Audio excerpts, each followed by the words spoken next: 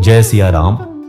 मित्रों, आज मैं तुम्हारे समक्ष ब्रह्मांड का पवित्र संदेश लेकर के आया हूं। एक ऐसा संदेश जो केवल शब्द नहीं है, यह एक शक्ति है, एक ऊर्जा है, एक आशीर्वाद है।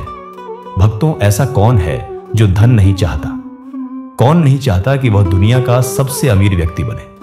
भक्तों, शनिवार का दिन शनिदेव को समर्पित माना जाता है, लेकिन इस दिन हनुमान जी की पूजा और उनके मंत्रों का जाप भी विशेष फलदायी होता है। इसके पीछे धार्मिक मान्यताओं और कथाओं में गहरा संबंध बताया गया है। पौराणिक कथाओं के अनुसार त्रेता युग में रावण ने शनिदेव को बंदी बना लिया था। लंका दहन के समय हनुमान जी ने शनिदेव को रावण के बंधन से मुक्त कराया। इस उपकार से प्रसन्न होकर शनिदेव ने वचन दिया कि जो भी भक्त शनिवार के दिन हनुमान जी की पूजा करेगा, उस पर उनकी कुदृष्टि का प्रभाव नहीं पड़ेगा। भक्तों, आज हम आपके लिए ब्रह्मांड का सबसे शक्तिशाली मंत्र लेकर आए हैं, जिसे सभी धनी लोग अपने घरों में दिन रात चलाकर रखते हैं, क्योंकि यह मंत्र इतना शक्तिशाली है कि इसे सुनते ही हनुमान जी शीघ्र प्रसन्न होते हैं और अपने भक्तों को इच्छित वरदान प्रदान करते हैं।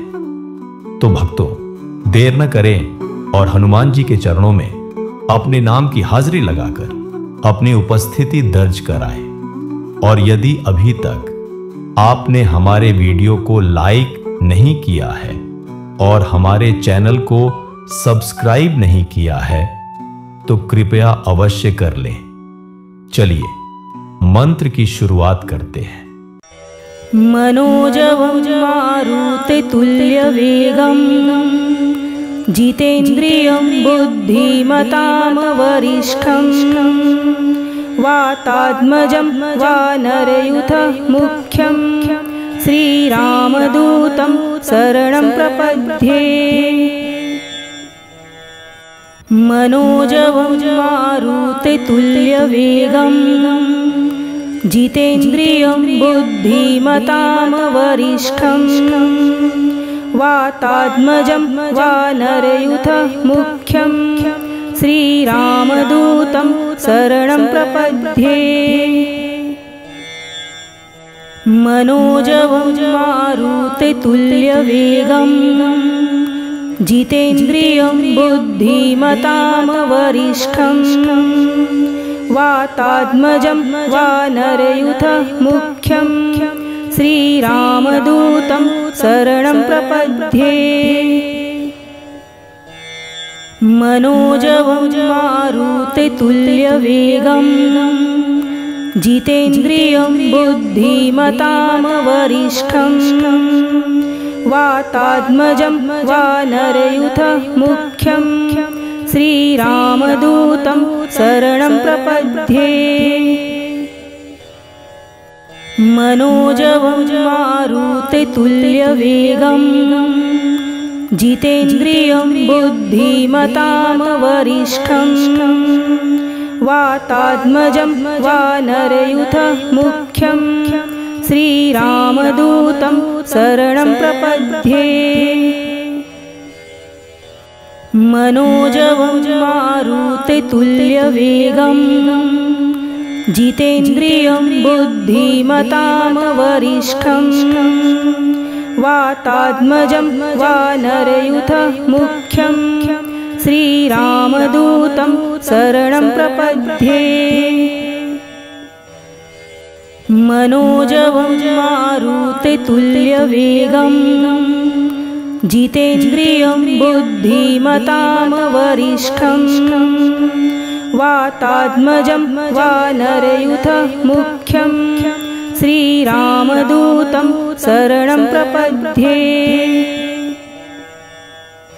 मनोजवं मारुततुल्यवेगं जितेन्द्रियं बुद्धिमतां वरिष्ठं वातात्मजं वानरयूथमुख्यं श्रीरामदूतं शरणं प्रपद्ये। मनोजवं मारुततुल्यवेगं जितेन्द्रियं बुद्धिमतां वरिष्ठं वातात्मजं वानरयूथं मुख्यं श्रीरामदूतं शरणं प्रपद्ये। मनोजवं मारुततुल्यवेगं जितेन्द्रियं बुद्धिमतां वरिष्ठं वातात्मजं वानरयूथं मुख्यं श्रीरामदूतं शरणं प्रपद्ये। मनोजवं मारुततुल्यवेगं जितेन्द्रियं बुद्धिमतां वरिष्ठं वातात्मजं वानरयूथं मुख्यं श्रीरामदूतं शरणं प्रपद्ये। मनोजवं मारुततुल्यवेगं जितेन्द्रियं बुद्धिमतां वरिष्ठं वातात्मजं वानरयूथं मुख्यं श्रीरामदूतं शरणं प्रपद्ये। मनोजवं मारुततुल्यवेगं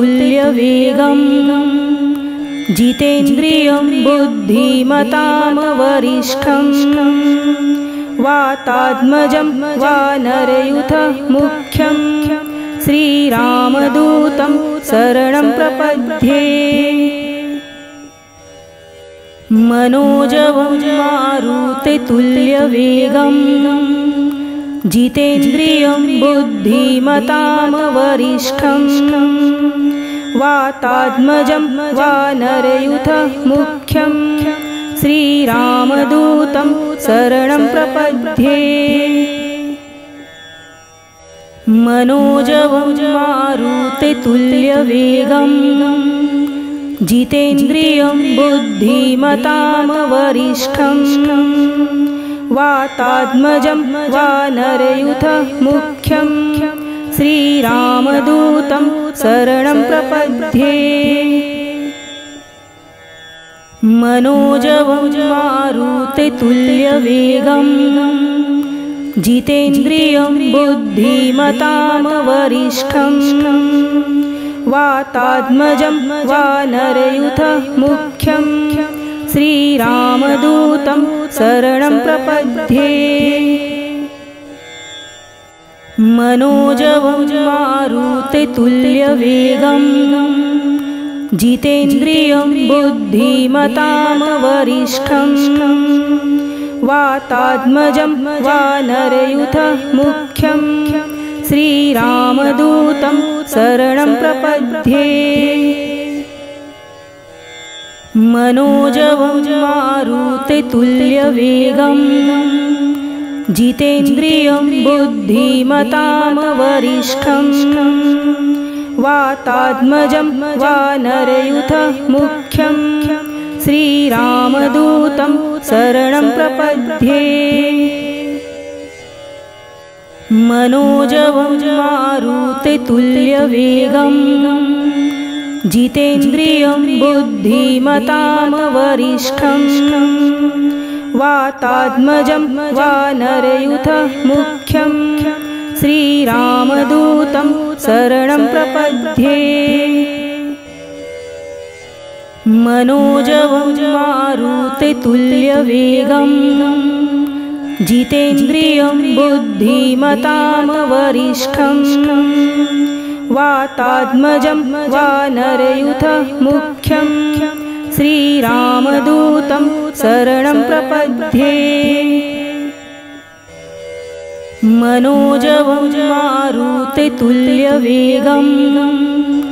जितेन्द्रियं बुद्धिमतां वरिष्ठं वातात्मजं वानरयूथं मुख्यं श्रीरामदूतं शरणं प्रपद्ये।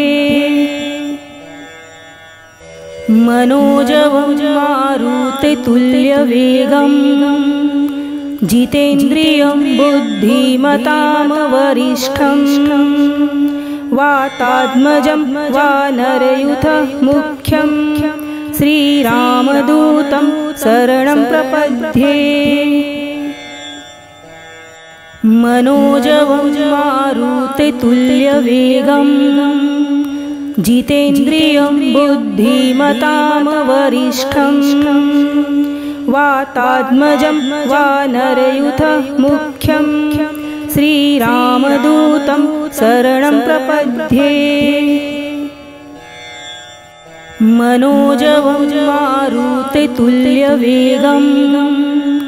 जितेन्द्रियं बुद्धिमतां वरिष्ठं वातात्मजं वानरयूथमुख्यं श्रीरामदूतं शरणं प्रपद्ये मनोजवं मारुततुल्यवेगं जितेन्द्रियं बुद्धिमतां वरिष्ठं वातात्मजं वानरयूथमुख्यं श्रीरामदूतं शरणं प्रपद्ये मनोजवं मारुततुल्यवेगं जितेन्द्रियं बुद्धिमतां वरिष्ठं वातात्मजं वानरयूथमुख्यं श्रीरामदूतं शरणं प्रपद्ये मनोजवं मारुततुल्यवेगं जितेन्द्रियं बुद्धिमतां वरिष्ठं वातात्मजं वानरयूथमुख्यं श्रीरामदूतं शरणं प्रपद्ये मनोजवं मारुततुल्यवेगं जितेन्द्रियं बुद्धिमतां वरिष्ठं वातात्मजं वानरयूथमुख्यं श्रीरामदूतं शरणं प्रपद्ये मनोजवं मारुततुल्यवेगं जितेन्द्रियं बुद्धिमतां वरिष्ठं वातात्मजं वानरयूथमुख्यं श्रीरामदूतं शरणं प्रपद्ये मनोजवं मारुततुल्यवेगं जितेन्द्रियं बुद्धिमतां वरिष्ठं वातात्मजं वानरयूथमुख्यं श्रीरामदूतं शरणं प्रपद्ये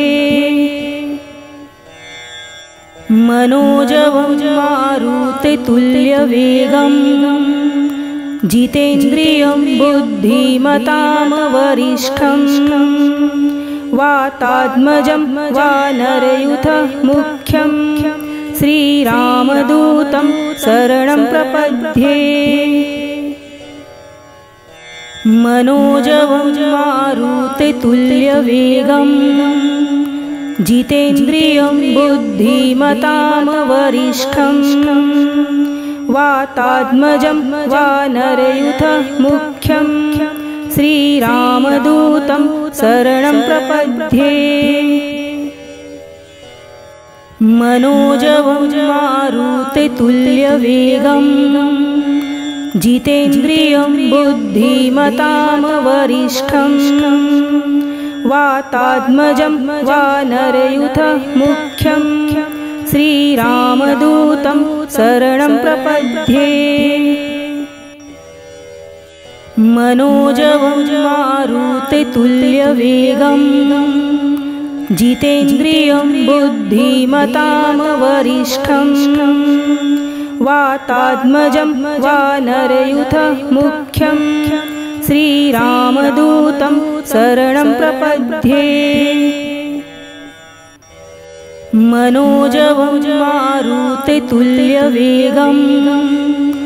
जितेन्द्रियं बुद्धिमतां वरिष्ठं वातात्मजं वानरयूथमुख्यं श्रीरामदूतं शरणं प्रपद्ये मनोजवं मारुततुल्यवेगं जितेन्द्रियं बुद्धिमतां वरिष्ठं वातात्मजं वानरयूथं मुख्यं श्रीरामदूतं शरणं प्रपद्ये। मनोजवं मारुततुल्यवेगं जितेन्द्रियं बुद्धिमतां वरिष्ठं वातात्मजं वानरयूथं मुख्यं श्रीरामदूतं शरणं प्रपद्ये।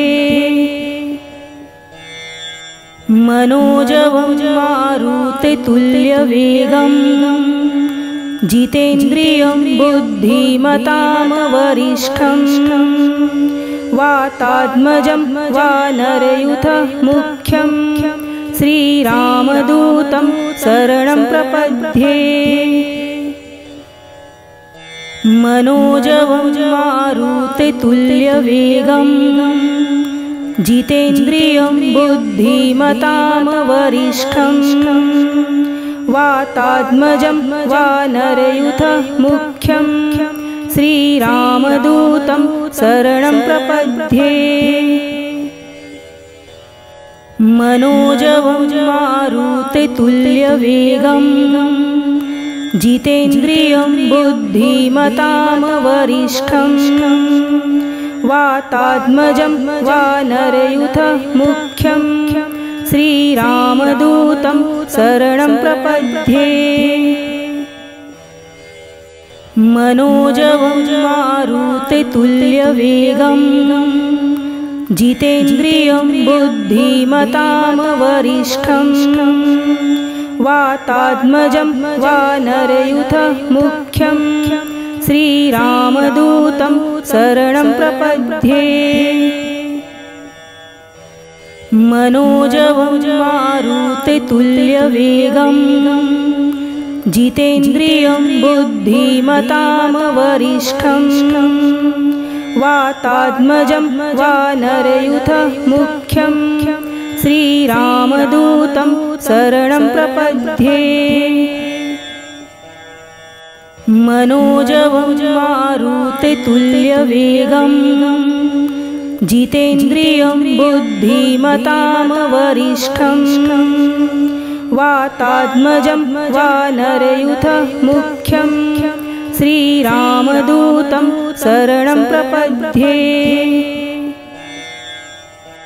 मनोजवं मारुततुल्यवेगं जितेन्द्रियं बुद्धिमतां वरिष्ठं वातात्मजं वानरयूथं मुख्यं श्रीरामदूतं शरणं प्रपद्ये। मनोजवं मारुततुल्यवेगं जितेन्द्रियं बुद्धिमतां वरिष्ठं वातात्मजं वानरयूथं मुख्यं श्रीरामदूतं शरणं प्रपद्ये। मनोजवं मारुततुल्यवेगं जितेन्द्रियं बुद्धिमतां वरिष्ठं वातात्मजं वानरयूथं मुख्यं श्रीरामदूतं शरणं प्रपद्ये। मनोजवं मारुततुल्यवेगं जितेन्द्रियं बुद्धिमतां वरिष्ठं वातात्मजं वानरयूथं मुख्यं श्रीरामदूतं शरणं प्रपद्ये। मनोजवं मारुततुल्यवेगं जितेन्द्रियं बुद्धिमतां वरिष्ठं वातात्मजं वानरयूथं मुख्यं श्रीरामदूतं शरणं प्रपद्ये। मनोजवं मारुततुल्यवेगं जितेन्द्रियं बुद्धिमतां वरिष्ठं वातात्मजं वानरयूथं मुख्यं श्रीरामदूतं शरणं प्रपद्ये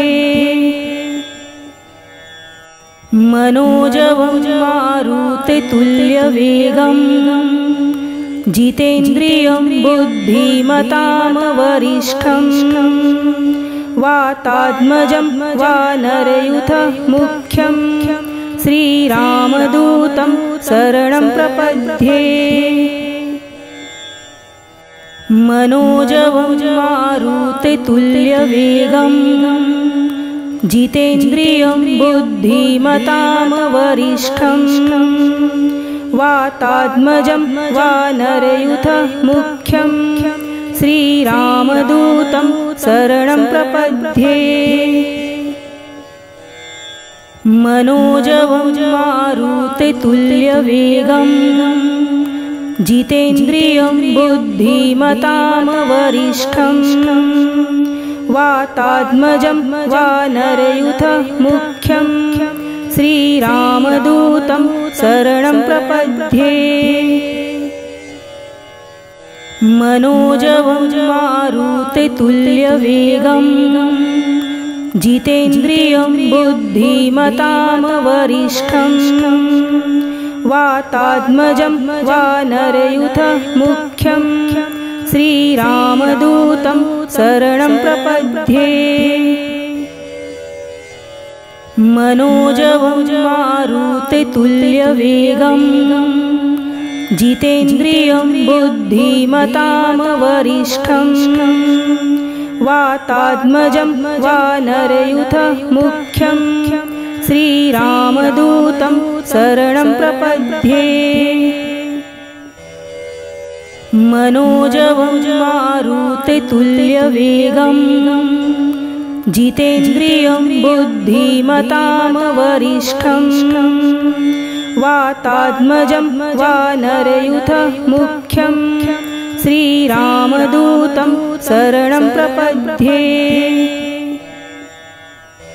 मनोजवं मारुततुल्यवेगं जितेन्द्रियं बुद्धिमतां वरिष्ठं वातात्मजं वानरयूथमुख्यं श्रीरामदूतं शरणं प्रपद्ये मनोजवं मारुततुल्यवेगं